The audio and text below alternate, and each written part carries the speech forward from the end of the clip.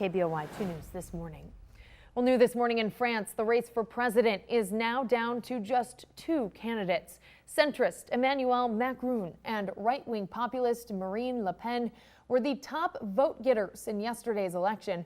One of them will be chosen the winner in the runoff on May 7th. New this morning, North Korea has detained another American citizen. The Korean-American man was arrested over the weekend as he was about to fly out of North Korea's international airport. Tony Kim was teaching at a university there. The school says he was taken into custody on Saturday for unknown reasons. Kim is the third American held by North Korea. And new this morning, President Trump and the Japanese Prime Minister spoke on the phone early this morning, agreeing to continue close cooperations while urging North Korea to exercise restraint. This comes after a joint exercise between the Japanese Navy and the USS Carl Vinson yesterday. Tensions are elevated in that region, with indications North Korea may be preparing to conduct its sixth nuclear test. That's ahead of the founding anniversary of its military tomorrow. And happening today, Congress is set to return to Washington after a two-week recess. And as President Trump's 100th day in office approaches, the White House gets ready for a tough week. Hannah Daniels has the latest.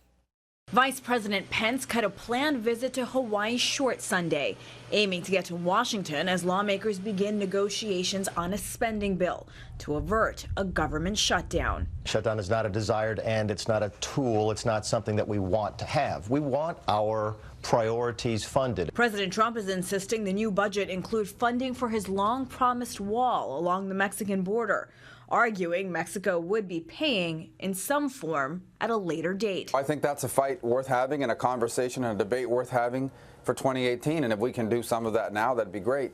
But we cannot shut down the government right now. Democrats in the House and Senate, as well as Republicans in the 4 states along the U.S.-Mexico border, remain opposed to the idea. The wall is, in my view, immoral, expensive, unwise. In a tweet yesterday, the president issued a veil threat to Democrats opposed to the proposal, saying Obamacare is in serious trouble. The Dems need big money to keep it going, otherwise it dies sooner than anyone would have thought. We told the president and the Republicans weeks ago, don't try any political stunts, don't put any poison pills into this process. If no deal is reached, the government would shut down Saturday, the president's 100th day in office. Hannah Daniels, CBS News. And happening today, former President Barack Obama will make his first public appearance since leaving office. He's scheduled to speak with students at the University of Chicago. It's part of his mission to encourage and support the next generation of leaders. 300 students from universities in the Chicago area were invited to attend. Yesterday, Mr. Obama met with young at-risk men in a job skills program. Happening today, Representative Labrador will be meeting for a second town hall in the Treasure Valley. That meeting will be in Nampa. It's at 6:30 tonight at Mission Aviation Fellowship. Now, last Wednesday at his last town hall, Labrador met a passionate crowd in Meridian.